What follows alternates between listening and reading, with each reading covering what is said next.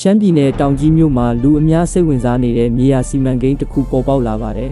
။ဒေသခံလုပ်ငန်းရှင်များရဲ့ပြောကြားချက်အရတောင်ကြီးမြို့နယ်ရှိတမိုင်းဝင်နာရီစင်ညဈေးနေရာကိုဖျက်သိမ်းပြီးအဆင့်မြင့်ကားပါကင်နဲ့ဈေးဆိုင်ခန်းအဆောက်အုံကြီးတည်ဆောက်ဖို့စီစဉ်နေတယ်လို့သိရပါတယ်။ဒီစီမံကိန်းဟာလမ်းမတော်ရက်ကွက်တပင်ရွှေထီးလမ်းပေါ်မှာရှိတဲ့မြို့ရဲ့အချက်ချာကျသောမြေဧရိယာ3.688 ဧကပေါ်မှာဆောင်ရွက်မှာဖြစ်ပြီးတမိုင်းဝင်နာရီစင်နဲ့ညဈေးတန်းကိုပါဖျက်သိမ်းသွားမယ်လို့သိရပါတယ်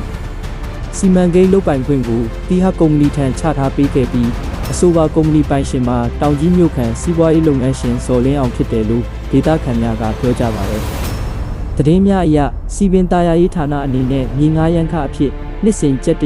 189သိန်းကျော်သာရရှိမှာဖြစ်ပြီးကုမ္ပဏီဘက်ကတော့အဆောက်အုံရဲ့အောက်ထပ်နှစ်ထပ်ကိုပိုင်ဆိုင်ခွင့်ရရှိမှာဖြစ်ပါတယ်။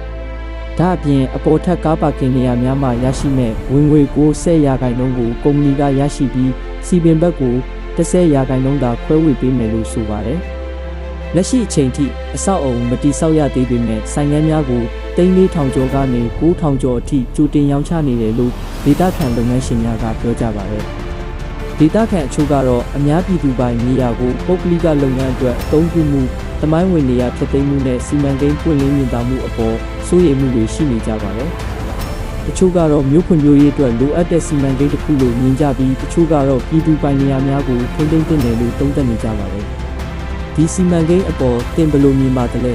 ။မြို့ဖွံ့ဖြိုးရေးကိုဦးစားပေးသင့်သလား။တမိုင်းဝင်ပြည်သူပိုင်နေရာတွေကိုထိန်းသိမ်းသင့်သလား။ခမတ်မှာဝင်ရောက်ဆွေးနွေးနိုင်ပါတယ်။